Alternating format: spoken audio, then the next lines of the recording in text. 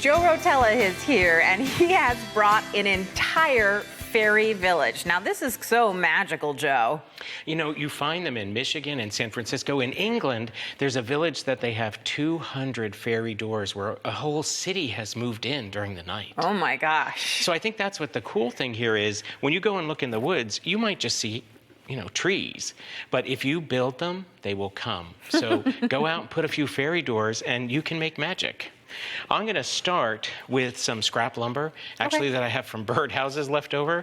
And I've taken my rotary tool and turned it into a router. And so a router is something that cuts grooves.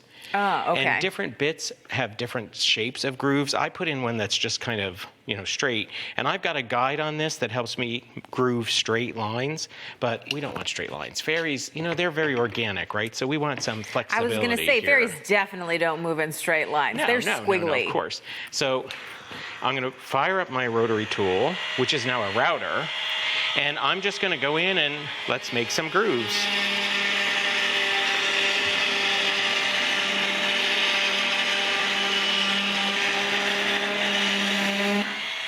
So what are the grooves for, by the way? They're for the doors that we're making? I'm trying to simulate wood panels. Ah. And now I could glue individual panels together, but you know, the fairies aren't that fussy.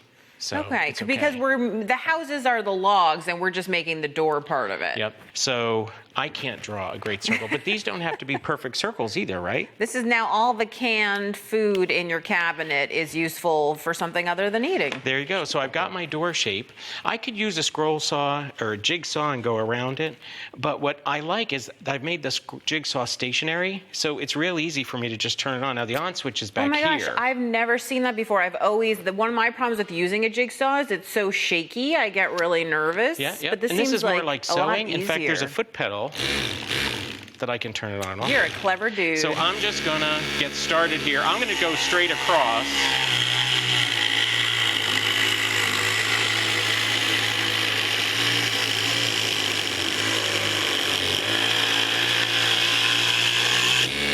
And now I'll cut my two curves.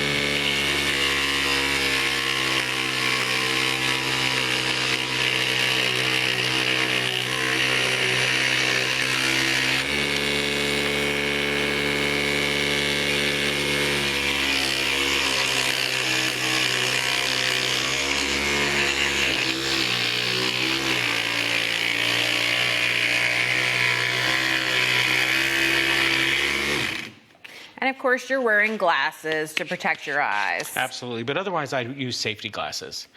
I would like a window in my house. Well, who wouldn't want a window? And so the easiest way to do that is to start with a circle. Remember, it doesn't have to be perfect. It doesn't have to be, you know, centered. Looks to me like you're using a tube to trace this time, but you could also use a pill bottle or anything like that. Or a compass if I could find my compass. I was going to say, if people still use film, you could use a film canister. So I need some pilot holes because I have to get the saw in here somehow.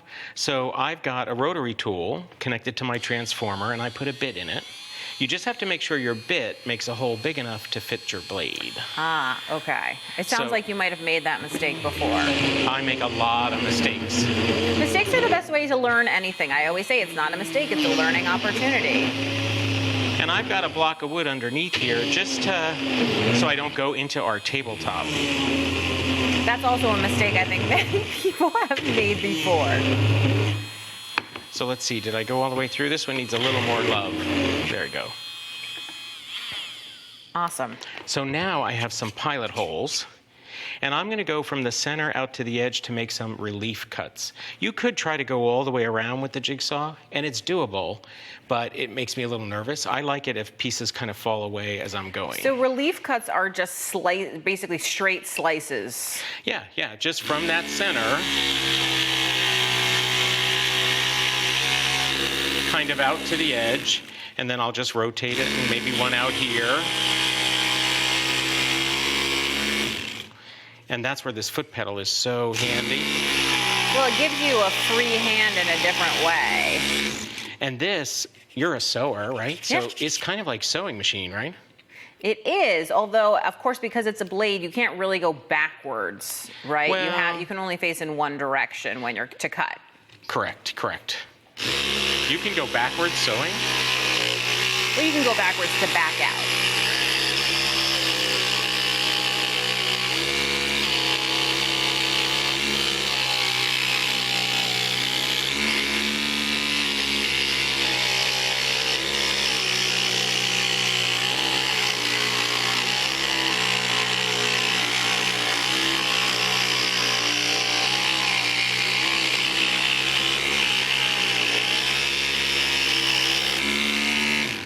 Oh, wow. Look at that. That is so cool. And I love the idea of making the jigsaw stationary. Did you just put it into a grip, like a vice grip? Yeah, this is a vise with a ball bearing, so you could actually rotate it even all the way down, and it could be held up for different tools, like if I'm grinding or milling. But I just love it with this combination. I think it's a cool idea. Now, this is a little rough. Okay. And so if they put their little nose through, they get splinters.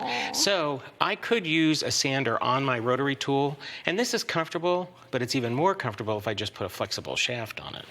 Ah, I see. So that you don't actually have to hold the tool in your hand. Yeah, it's just a little easier. And you could pretend to be like a dentist. I might need a little more juice, so it's a variable speed. Right. And this will solve any of my little imperfections.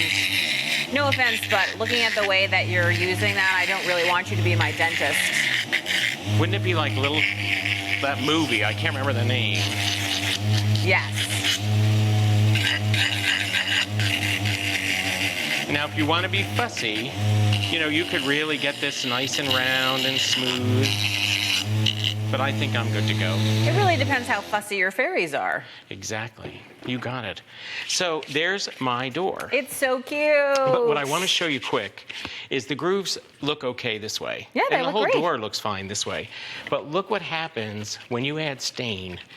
Because this groove is fresh cut wood, the stain is going to go in there a lot deeper. Are you using actual wood stain that's purple? Well, I'm using a stain that's in my crafting stash.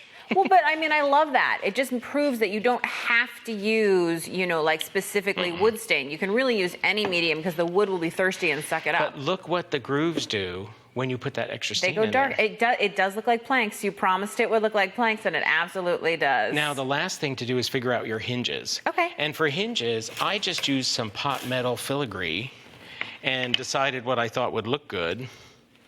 And you could attach the whole thing, or you could break a piece off. And then a doorknob, well, that becomes an earring. Oh, So clever. change bits, put a tiny bit in, drill your hole.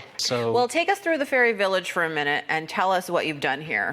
So we've got lots of doors, and they're at different heights because some people pay for a better view than others. So I cut a log into slices and stacked it with just a hot glue gun.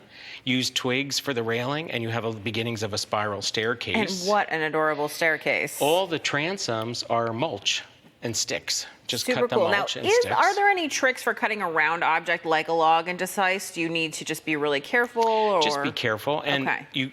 my first mistake, my logs were bigger than my blade was. Oh. Now, you could cut them on something like a bandsaw, but I had all this set up, so I was like, go get smaller firewood. Lots of little doors. Sometimes where the piece you cut out, you can save, and that makes the frame around the door. Cut twigs into little strips and tie them with string, and you've made a rope ladder. And I know you even have little lights that light up in case the fairies get lost and It's need to find their true. way home. They can fly towards It's the true. light. Even the pine cones, I sliced using this to get flat bottoms, painted them green to make little trees. You want to make it really inviting because they have lots of real estate choices.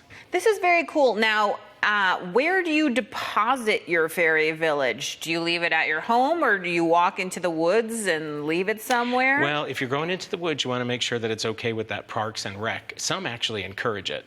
And one thing I've seen people do is they'll carve out the bark to set the door in the bark. Never do that because you're damaging the tree. The bark is like skin, and it protects it from disease and insects. So you're better to just attach it on top. You could either attach it mechanically with little screws or nails, or even with wood glue would be fine. And that doesn't hurt the tree. No. And in some parks, it becomes, I don't want to say a contest, but people look for it. They'll go there on a Saturday morning or a Sunday. Becomes a destination. Yeah, it's like a treasure hunt. And kids love it. They love looking in the doors, opening the doors. And you can even encourage them to leave a note and put it behind one of the little doors. That's so wonderful, and something to search for. I think that had I come across a fairy village as a little girl, and maybe even today, I would have been immediately entranced and needed to look inside every single door. Have you ever seen the little tiny birds? That's what the acorns there, with a hole drilled. They're birdhouses. So cute. Joe, you have really thought every detail down to the last little bit. I'm going to go looking for fairy villages the next time I'm in the woods. Enjoy.